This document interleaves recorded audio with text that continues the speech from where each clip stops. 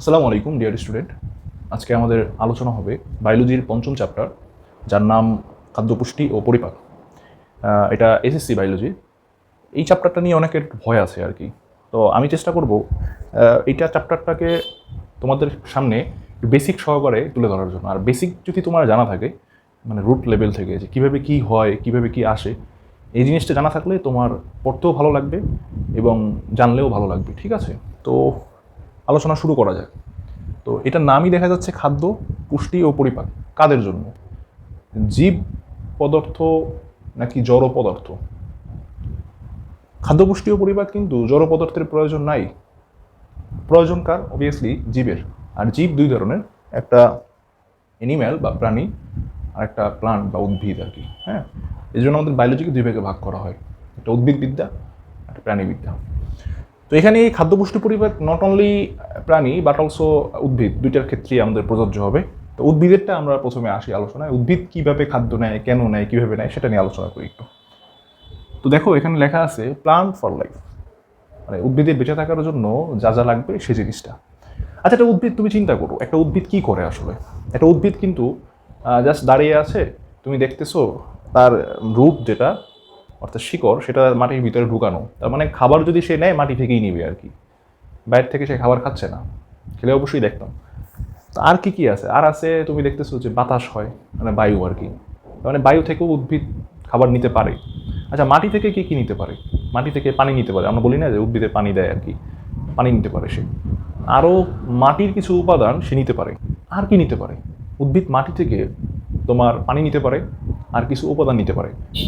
আর তোমার সূর্যের আলো যেটা সে গ্রহণ করে। অনেক সময় দেখবে সূর্যের আলোতে একটা গাছ, সূর্যের আলো না থাকলে গাছ বেঁচে থাকে না, সে মরে যায়, এরকম দেখি আর কি। তা আমাদের চক্ষুতে যেটা দেখি আর কি, চক্ষু দিয়ে, সেটা হলো গিয়ে সে মাটি থেকে পানি গ্রহণ করতে পারে, আর আদার সামথিং বায়ু থেকে কিছু নিতে পারে। সূর্যের আলো আমরা দেখছি যে সূর্যের আলো না পেলে সে মরে যায়, তেমন সূর্যের আলো থেকেও কিছু নেয় সে। এই তো এগুলোই আর কি। তাহলে আপনি সেটাই লিখছি, মাটি। বায়ু থেকে যেটা গ্রহণ করে বলছিলাম সেটা কার্বন ডাইঅক্সাইড খাদ্য হিসেবে। আর পানি শোষণ করে অবশ্যই মাটি থেকে, বলছিলাম মাটি থেকে পানি শোষণ করে।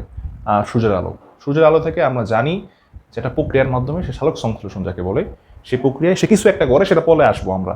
কিন্তু এতটুকু শিওর যে চারটা ধাপ, মানে মোটামুটি নেসেসারি চারটা ধাপ থেকেই সে মূলত তার বেঁচে থাকার যে উপাদানগুলো আছে সেটা গ্রহণ করে।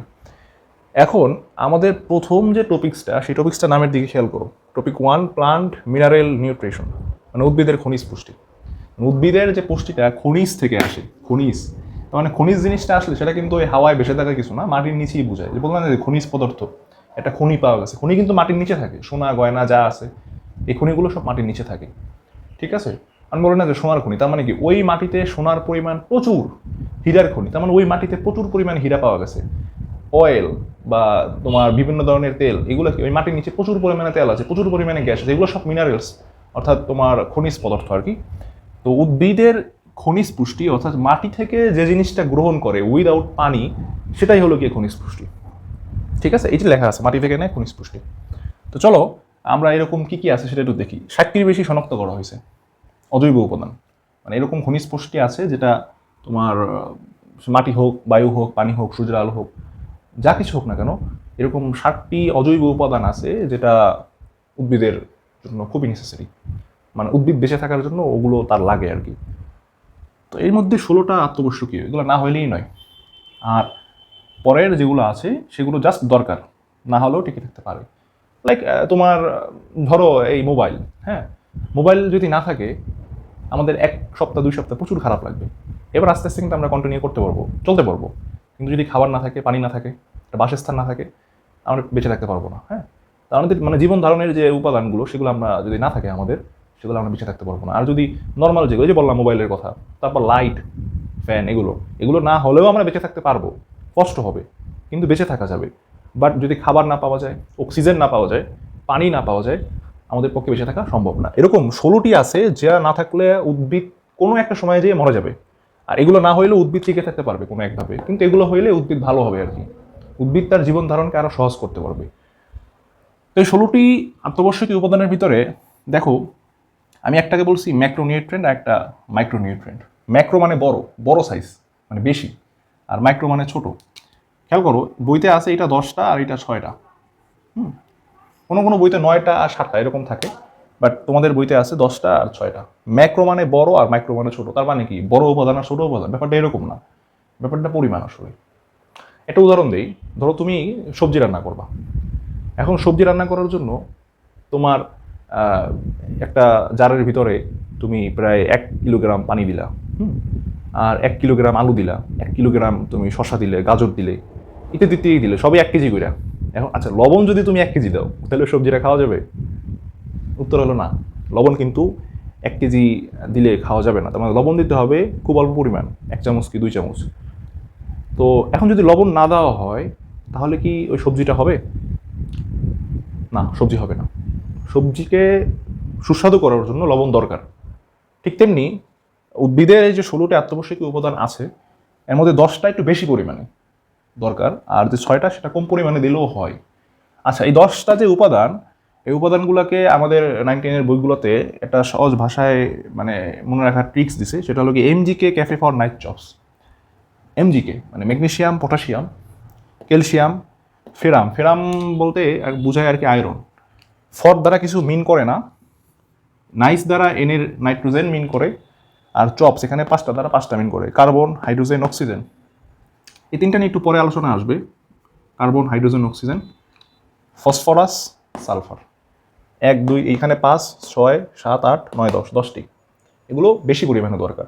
আর ম্যাক্রোনিউট্রিয়েন্ট যেটা, সেটা হলো গিয়ে মোটামুটি 6টা: zinc, manganese, molybdenum, boron, copper, chlorine আর কি। তো এটার মনে রাখার ট্রিক্স আসলে একটু মজার, কারণ এটা এভাবে কেউ মনে রাখে না। এখন কেউ যদি বইতে দিয়ে দেয় তাহলে, বা প্রশ্নে দিয়ে দেয়, তাই আমি একটি ট্রিক্স আমি পড়তাম আর কি যখন, তখন আমি এই ট্রিক্স দিয়ে আর কি মনে রাখতাম। সেটা হলো গিয়ে যেন মনের মতো বউ পাই কাপড় ক্লিন করার জন্য। এখন কথা হলো গিয়া, যারা মেয়েরা আছো তারা এরকম পড়বা, যেন মনের মতো বর পাই কাপড় ক্লিন করার জন্য।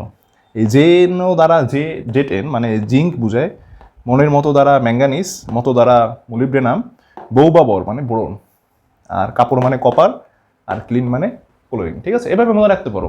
আমার দরকার কি 6টা এভাবে মানে কষ্ট করে মনে রাখার? একটা বাক্যে একটা প্রার্থনা, যেন মনের মতো বউ পাই কাপড় ক্লিন করার জন্য, হয়ে গেল এটা। ঠিক আছে, এখন কথা হলো কি, এই যে নিউট্রিয়েন্টগুলো আছে এগুলো উদ্ভিদের সোর্সটা কি, কোত্থেকে সে এগুলোকে কালেক্ট করে? এই সোর্স অফ নিউট্রিয়েন্ট এখানে লেখা আছে। দেখো, কার্বন, হাইড্রোজেন আর অক্সিজেন এগুলো বায়ু প্লাস পানি থেকে গ্রহণ করে। কিভাবে একটু খেয়াল করো। আমি বলছি যে বায়ু থেকে কার্বন ডাই অক্সাইড নেয়। কার্বন ডাই অক্সাইড যদি নেয়, কার্বন ডাইঅক্সাইড ভাঙলে তুমি পাবো কি?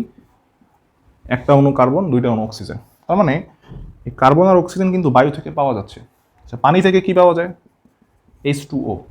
তার মানে হাইড্রোজেন 2টা, অক্সিজেন 1টা। তার মানে হাইড্রোজেন, অক্সিজেন, কার্বন, এই 3টা কিন্তু এই বায়ু এবং পানি থেকে উদ্ভিদ গ্রহণ করতেছে।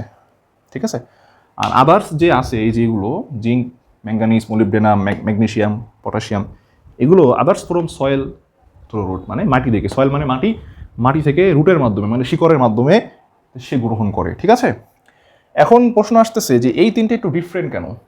দেখো, একটা উদ্ভিদ তৈরি হওয়ার জন্য তার উপরের চামড়া মানে যেটাকে আমরা ছাল বলি, ভিতরের পদার্থ, আসলে অ্যাকচুয়ালি দেখা গেছে এগুলোর 95% থেকে 90% জৈব উপাদান। আর জৈব উপাদান আমরা জানি যে কার্বোহাইড্রেট,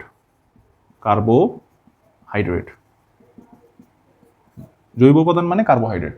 তো এই যে কার্বোহাইড্রেট, আমরা জানি কার্বন এবং হাইড্রোজেনের যে যৌগ, এটাকে বলা হয় তোমার জৈব যৌগ আর কি, কার্বন আর কার্বোহাইড্রেট মানে যে জৈব যৌগেতে কার্বন, হাইড্রোজেন থাকবে।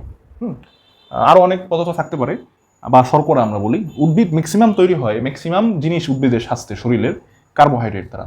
আর এই কার্বোহাইড্রেট তৈরি হয় কার্বন, হাইড্রোজেন আর অক্সিজেন, মানে এই 3টা উপাদান দ্বারা। তার মানে উদ্ভিদের 90% জায়গা তৈরি হয় এই 3টা উপাদান দ্বারা। আর বেঁচে থাকার জন্য বাকিটা খুব একটা মানে জায়গা দখল করে না। যেমন সো আমরা বলতে পারি এই উদ্ভিদের এই 3টা খুবই খুবই জরুরি আর কি। এই 3টা নিয়ে আলোচনা পরে। আপাতত আমরা এই জিনিস সম্পর্কে বুঝলাম। আরেকটা কথা, মাটিতে লবণ আকারে থাকে উপাদানগুলো, মানে এই যে তোমার কার্বন, হাইড্রোজেন, অক্সিজেন ছাড়া বাকি যে উপাদানগুলো আছে যেগুলো সে মাটি থেকে গ্রহণ করে, এগুলো লবণ আকারে থাকে। উদ্ভিদ শুধু আয়ন নেয়। এটা কিভাবে হয় খেয়াল করো। আমি ম্যাগনেসিয়াম ক্লোরাইড, সোডিয়াম ক্লোরাইড, এগুলো লবণ। এগুলো কি লবণ? লবণ কিভাবে বলতে পারি আমরা? কারণ লবণ তৈরি হয় অ্যাসিড এবং ক্ষারের বিক্রিয়ায়। খেয়াল করো, HCl একটা অ্যাসিড, আর ম্যাগনেসিয়াম হাইড্রোক্সাইড একটা ক্ষার। এ যখন বিক্রিয়া করে আমরা জানি যে পানি তৈরি করে আর ম্যাগনেসিয়াম ক্লোরাইড তৈরি করে।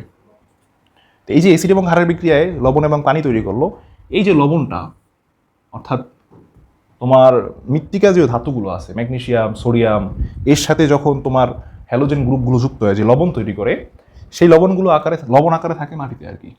সেগুলো থেকে তুমি যদি এটাকে বাদ দাও কি পাওয়া যাবে? Magnesium 2+, chlorine 2-। ক্লোরিনটাকে সে নেয় না, আয়ন আকারে নিতে পারে সে পরে, কিন্তু ম্যাগনেসিয়ামকে 2+ আকারে নেয়, আয়ন আকারে নেয়। এবং কীভাবে নেয় সে সম্পর্কে ইন্টারমিডিয়েট আমরা জানবো, কিন্তু সেভাবে আয়ন আকারে নেয় মাটি থেকে। ম্যাগনেসিয়ামকে নেয়, পটাশিয়ামকে নেয়, ক্যালসিয়ামকে নেয়, ক্যালসিয়াম 2+, এটাকে নেয় কীভাবে? ক্যালসিয়াম 2+। আয়রনকে নেয় আয়রন 2+ অথবা আয়রন 3+। নাইট্রোজেনকে নেয়, কার্বন, হাইড্রোজেন, অক্সিজেনকে তো নেয় আমরা কীভাবে সেটা জানি, ফসফরাস, সালফার, এদেরকে ওইভাবেই নেয়। আশা করি এই লেকচারটা বুঝতে পারছো।